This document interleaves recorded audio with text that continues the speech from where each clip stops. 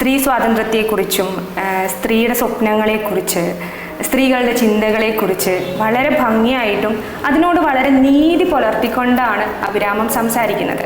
പൊതുവെ സ്ത്രീകൾ എഴുതുന്ന കഥകളിലാണ് ഇത്രയും ഭംഗിയിൽ കാണാൻ വേണ്ടി പറ്റുക. അപ്പോൾ ഒരു മെയിൽ പ്രിവിലേജ്ഡ് സൊസൈറ്റിയിൽ നിന്നുകൊണ്ട് എങ്ങനെയാണ് ഒരു പുരുഷനായിട്ടുള്ള വിഷ്ണു ഇത്രയും ഭംഗിയിൽ സ്ത്രീ ചിന്തകളെ പറയാന്ന് പറയുന്നത്, അതിനോട് നീതി കൂടി പുലർത്തേണ്ട ആവശ്യമുണ്ട്. അപ്പം അത്ര നീതി പുലർത്തിക്കൊണ്ട് എങ്ങനെയാണ് സംസാരിക്കാൻ കഴിഞ്ഞത് എന്നുള്ളൊരു കൗതുകമാണ് എനിക്കത് വായിച്ചപ്പോൾ തോന്നിയൊരു കൗതുകമാണ്.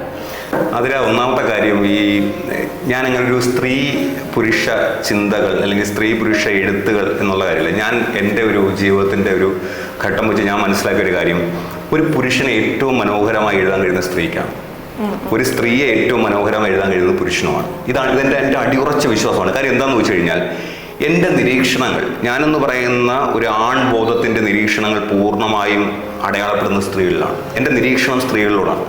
നേരെ മുറി തിരിച്ച് അത് നിങ്ങളിനി എതിർത്താൽ തന്നെ പുരുഷനിലേക്കുള്ള നിങ്ങളുടെ കേന്ദ്രീകരണവും ഇതേ രീതിയിൽ തന്നെയാണ്.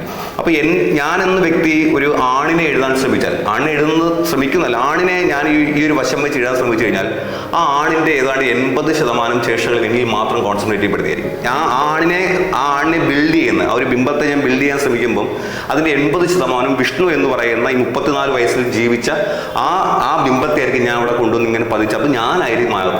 പക്ഷെ ഞാനൊരു സ്ത്രീയെ എഴുതാൻ ശ്രമിക്കുമ്പം ഞാൻ കണ്ട അനേകം സ്ത്രീകൾ വരും. അതിലിപ്പോൾ എൻ്റെ അമ്മയാവാം, ചിലപ്പം ഭാര്യയാവാം, കാമുകിയാകാം, അല്ലെങ്കിൽ എന്നെ പഠിച്ച അധ്യാപികരാവാം, അങ്ങനെയുള്ള കുറേ കാര്യങ്ങൾ വരും.